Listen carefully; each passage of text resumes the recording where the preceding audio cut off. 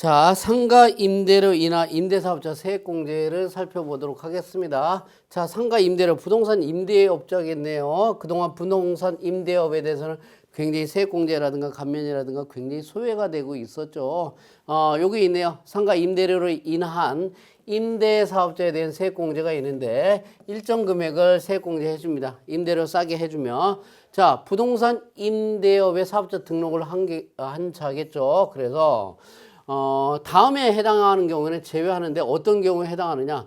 복식부기자인데 추계 신고하는 게 이거 소득세법에서 나오는 내용이에요.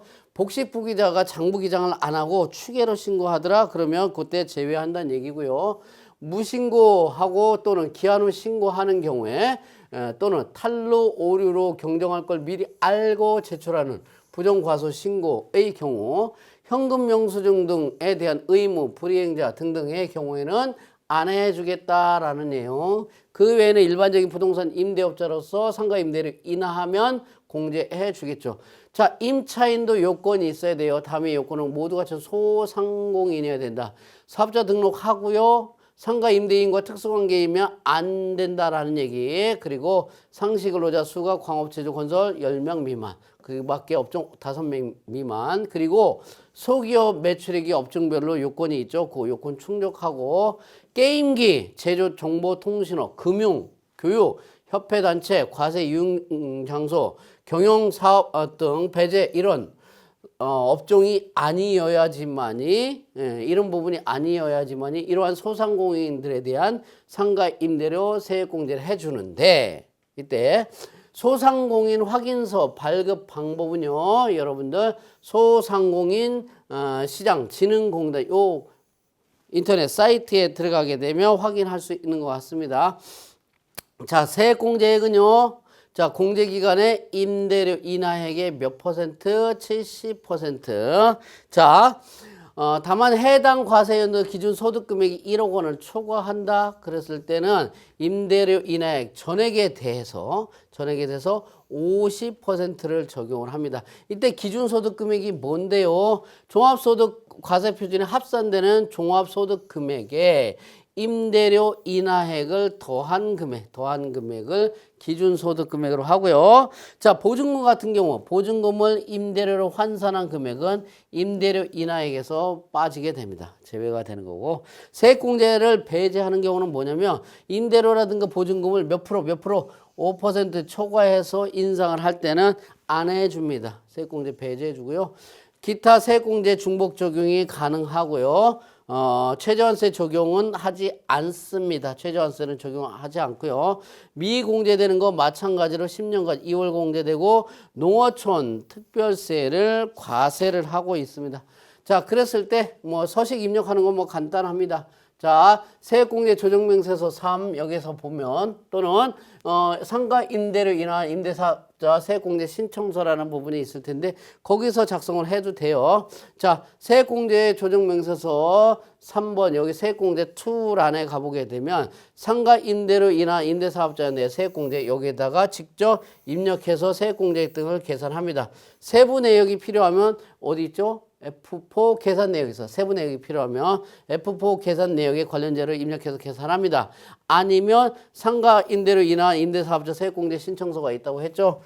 이 신청서에서 작성된 내역을 이 화면에서 F12 불러오기 기능을 이용해서 작성할 수도 있다는 얘기예요. 그러니까 이 화면에서 작성해서 불러오든지 아니면 이 화면에서 직접 입력해가지고 작성을 하든지 그렇게 돼 있고요.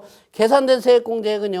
3번 단기 공제 및 2월에 계산해서 단기 공제 여부, 최저한세 적용 여부 이런 부분들이 판단해서 작성을 하고 뭘로 F11 저장해서 빠져나오면 될 것 같습니다. 이렇게 하고요. 상가 임대료 인하보다도 훨씬 더 빈번하게 나올 수 있는 부분이 연구 및 인력개발비 세액공제 이 부분도 빈번하게 좀 나오는 사례인 것 같아요. 공제감면세액 조특법 1전자 일반 연구 인력개발비 명세서 기타 여러 가지들이 쭉 있습니다. 연구 인력 개발을 장려 권장하고 있다는 얘기죠. 법이 정하는 연구 인력 개발 지출 비용이 있다. 연구 인력 개발 해야 된다는 얘기죠. 이런 비용이 있다라고 한다면 연구 및 인력개발비 세액공제를 적용할 수 있더라라는 얘기예요. 자, 어떤 부분이냐? 일반 연구비, 연구개발비 세액공제, 신성장 원천기술, 국가전략기술, 연구 인력개발비 세액공제 부분들이 있는데 세 가지가 있는데 이 중에서 2번, 3번 요게 동시에 적용되면 둘 중에 하나 선택을 해서 적용을 받으라라는 얘기고요. 여러분들 회사에 기업 부설 연구소 또는 연구 전담부서가 있는지 여부를 검색하는 것은요. 요 사이트에 들어가서 검색을 해보면 될 것 같습니다. 자, 그랬을 때 연구 및 인력개발 비용은요. 연구개발 뭐예요? 과학적, 기술적 진전을 이루기 위한 활동, 새로운 서비스 전달 체계 개발하기 위한 활동 뭐라 쭉 돼 있어요. 여러분들 한번 보시면 될 것 같고 일반적인 관리 지원, 뭐 시장 조사, 판촉, 뭐 반복적인 정보, 경영이나 사업의 효율성 조사 분석하는 거 이런 부분들은 해당이 안 되는 거고요. 자, 내국인이 고용하는 임원 또는 사용인을 교육시키는 훈련 등 활동도 인력개발에 여기 포함이 되는 거고요. 연구, 인력개발비는요. 어디에 규정하고 있냐면 조세특례제한법 시행령에 규정하고 있어요. 여기에 해당하는 비용이 되고 그러면서 연구개발계획서, 연구개발, 보고서, 연구노트 등 뭐예요? 증거 서류가 있어야 된다는 얘기고 작성하고 보관을 해야 됩니다. 이런 거 보관 안 하고 작성 안 했다 그러면 취소될 수 있다라는 거. 기업 부설 연구소를 신고해서 인정받은 경우에는 신고한 이후에 발생되는 비용을 기준으로 세액공제 적용합니다. 자, 공제 가능한 사례도 있고 공제 불가능한 사례도 있어요. 기본적으로 연구 인력개발비, 인건비들이 보통 다 공제가 돼요. 그런데 4대 보험료 중에서 회사가 부담한 거, 연구용 금형 제작 비용, 내일 채용 공제 부금, 납입액 이런 부분들은 공제가 가능하지만 퇴직금 같은 거, 퇴직급여 충당금, 퇴직연금 부담금 포함해가지고 또는 청년 추가, 고용, 장려금으로 지급한 연구원 인건비 이런 부분들은 공제가 안 되고 있더라. 그래서 주의하셔야 된다는 얘기. 모든 인건비가 다 포함이 된다라는 거 아니고 그리고 주주인 임원이 해당 법인의 지분율이 10% 초과하는 경우 해당 임원이 연구 인력개발 한다고 하더라도 그 인건비는 포함하지 않습니다. 자, 연구개발 출연금을 받아서 지급받아가지고 받아서 연구개발비를 지출한다. 이거 네가 돈 받은 거잖아. 그거 당연히 공제 대상 아니다라는 거. 자산으로 처리된 기술개발 용역비에 대해서는요. 당연히 공제가 가능합니다. 비용 처리해야 된다는 게 아니라 자산으로 처리하는 경우에도 지출된 금액이기 때문에 공제가 되고요. 타인으로부터 수탁받은 연구개발 용역을 수행하기 위한 인건비는요. 당연히 아니겠죠. 당연히 아닙니다. 자, 그랬을 때 연구 인력 개발 비용 세액공제 금액을 계산하면 뭐 이런 부분들은 크게 해당이 되지는 않을 것 같아요. 신성장 원천기술 연구개발비 세액공제 그리고 국가전략기술연구개발비 세액공제 여러분들이 관리하는 회사가 이 정도 된다라고 하면 거의 다 자체 기장하거나 자체적으로 쭉 다 할 거예요.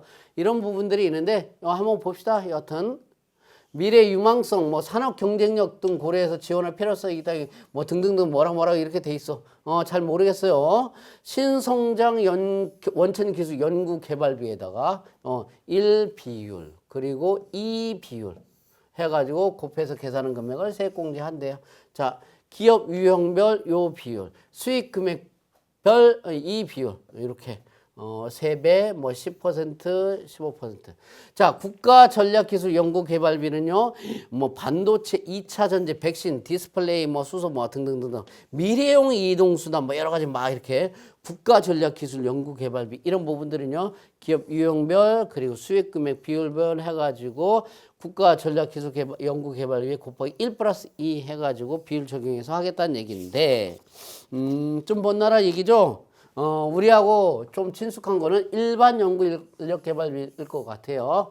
일반 연구 인력 개발비 세액공제는요. 앞서 살펴본 신성장 그리고 국가전략 여기에 해당하지 않거나 아니면 그 해당 세액공제를 선택하지 않은 연구 인력 개발비에 대해서 적용을 합니다. 1과 2 중에서 선택해서 하는 겁니다. 둘 중에 하나.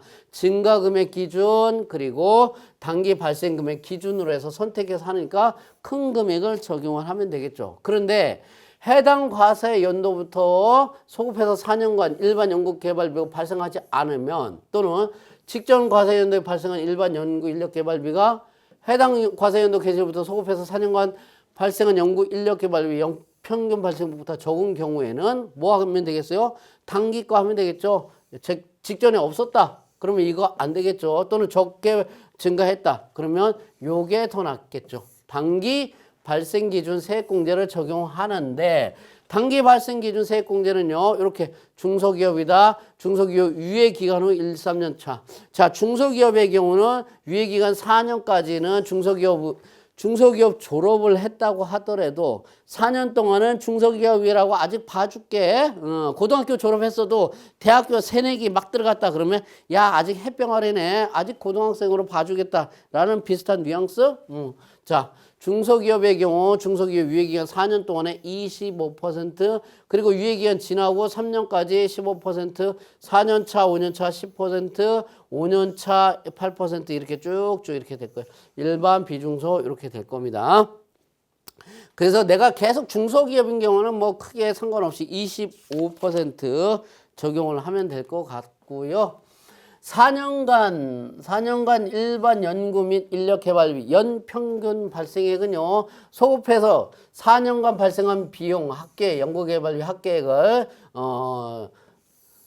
연구 과세 연도 수별로 나누면 되겠죠. 그러면 연평균 발생액이 나올 거고요. 만약에 해당 과세 연도 수가 4 이상이다 그러면 4로 하면 되는 거고. 자, 연구 인력개발비 4년간 연평균 발생액이 있어야 하는데 연구 인력 개발비가 직전 과세 연도에 최초로 발생한 경우에도 증가분 방식은 적용을 할 수 있다는 얘기고요. 자, 중견기업의 경우에는 어떻게 되느냐? 직전 3개 과세 연도 매출액 5천억 또는 관계기업 매출액은 제외하는데 5천억 미만인데 여기에서 요거 중소기업 기준 검토표 할 때 잠깐 나왔던 언급한 내용이 이 내용이에요. 중견기업이라는 게 뭐냐? 직전 과세연도 매출액이 5천억 미만인 경우 등등 이런 부분들이고요. 자, 중소기업에 대한 연구 인력 개발비 세액공제는 최저한세 적용을 안 해요. 그러니까 최저한세 얼마 되든지 간에 중소기업의 연구 인력 개발비 세액공제는 다 적용이 되는데 뭐요? 누구? 비중소기업은 최저한세 적용을 하겠다라는 얘기. 그러니까 이 회사가 중소기업인지 아닌지는 뭐 화면에서 체크해 주면 된다는 얘기고요. 납부세액이 없어요. 또는 최저한세 미달로 공제받지 못한 거는 이제 안 봐도 알겠죠. 10년간 2월 공제되겠다라는 얘기. 자, 세액공제 받았나요? 다만 농특세는 과세하지 않겠다. 연구, 인력 개발 이런 부분들 활동을 장려하겠다라는 얘기고요. 자, 공제 신청서, 명세서, 증거 서류 등을 제출해 줘야 된다는 얘기입니다. 그랬을 때 어디에서 하냐? 해당 연도에 일반 거 보겠습니다. 일반 연구 인력 개발비 발생 명세라는 화면이 있어요. 여기에 발생 명세 및 증가 발생액 계산, 공제세 뭐 쭉쭉 요 순서대로 작성을 하면 되고요. 발생 명세 및 증가 발생액 계산 탭입니다. 이 탭에서 뭐요? 해당 연도 연구 및 인력 개발비 발생 명세를 계정 과목 클릭해 가지고 금액 등 입력을 해 주면 됩니다. 자, 이때 입력을 해 주는 이 금액들이 뭐라고요? 연구개발 세액공제를 적용할 수 있는 인건비만 입력하라고 했어요. 뭐 퇴직금 같은 거 뭐 이런 거 안 된다고 얘기를 했죠. 그 다음에 연구 및 인력 개발비 발생의 증가 발생의 계산 이 부분에 뭐 여기는 뭐 연구 그리고 경상연구 이렇게 해가지고 쭉쭉 해가지고 위탁, 인건비 여러 가지 항목들이 인력 개발비 여러 가지 항목들 나눠가지고 쭉쭉 입력해 주면 되고요. 여기 연구 및 인력 개발비의 증가 발생의 계산란에는요. 해당 연도별로 이렇게 해서 입력을 해주면 됩니다. 발생의 해당 연도별로. 직전 4년, 3년, 2년간 연평균 발생하고 증가 발생액이 자동적으로 계산이 될 겁니다. 요 부분들을 쭉쭉 입력을 해주게 되면 요거 다 입력을 해주는 얘기. 4, 3, 2, 1, 4 이렇게. 해당 연도별 발생액 입력하면 증가 발생액이 자동 계산된다고 얘기를 했고요. 자, 이렇게 해서 발생 명세 및 증가 발생액 계산 탭 작성이 됐고요. 그 다음에 공제세액 계산 탭으로 가게 되면 이 공제세액은 앞에서 작성한 내용대로 그대로 자동으로 계산이 될 거예요. 대상 금액 나오고 공제율 나오고 공제세 왜 25%라고요?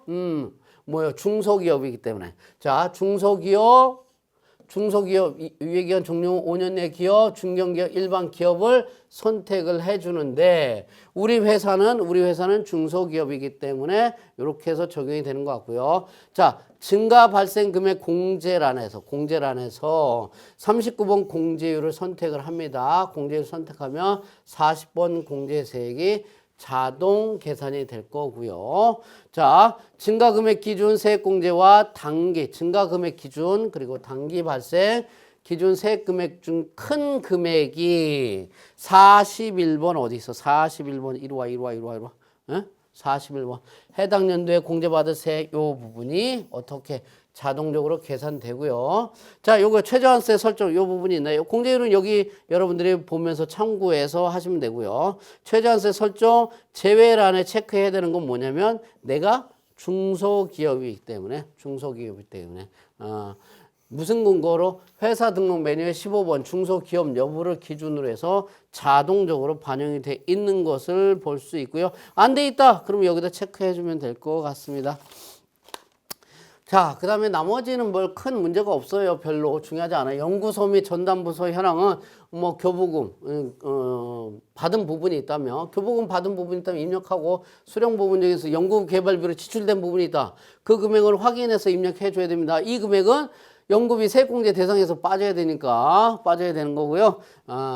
그 다음에 해당 연도 연구 인력 개발비 발생 명세 뭐 직원에 대한 뭐 인적 사항 뭐 이렇게 나올 거예요. 여기 성명 뭐 생년월일 인건비 지급에 쭉쭉쭉 해서 나오면 급여 내용도 입력하고요.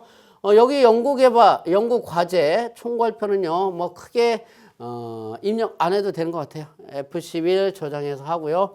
신송장, 원청계서 등등등 이런 부분들은 별도의 서식에서 작성을 하는데 동일한 요령으로 여러분들이 작성을 하면 됩니다.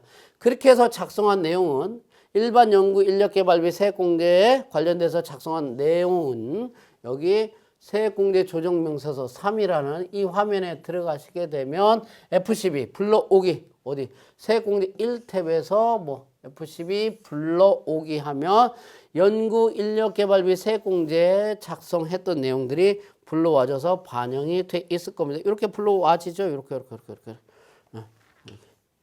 이렇게 돼 있어요. 신성장 이런 부분 반영이 안 돼 있다. 그러면 직접 입력해서 반영해도 된다라는 얘기 여기 반영해도 된다라는 얘기고요. 그 다음에 세액공제 조정명세서 여기에 3. 단기 공제 및 2월의 계산 탭으로 가가지고요. 세액공제별로 단기 공제분을 반영을 합니다. 어떻게 합니까? F12 불러오기 하면 전년부터 내용들이 쭉쭉 반영이 되고요. 어떤 걸 불러오는지 잘 모르겠는데 여기 코드 눌러가지고 공제 구분 보면 연구 인력 개발비 세액공제 선택을 하게 되면 불러와질 거고요. 그리고 이 공제받은 세액이 최저한세 배제 대상이다.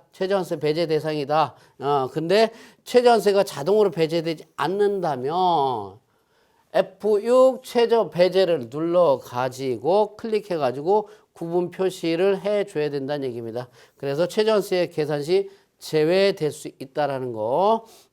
그런데 이 연구 인력 개발비 세액 공제 자체는요, 최저 배제 기능과 상관없이 일반 연구 인력 개발비 명세서 화면에서 뭐였죠? 최저한세 적용 대상 제외를 별도로 구분해서 입력을 하고 있었죠. 예, 그래서 여러분들이 그렇게 해서 적용을 하면 될 것 같습니다. 여기까지 정리하겠습니다.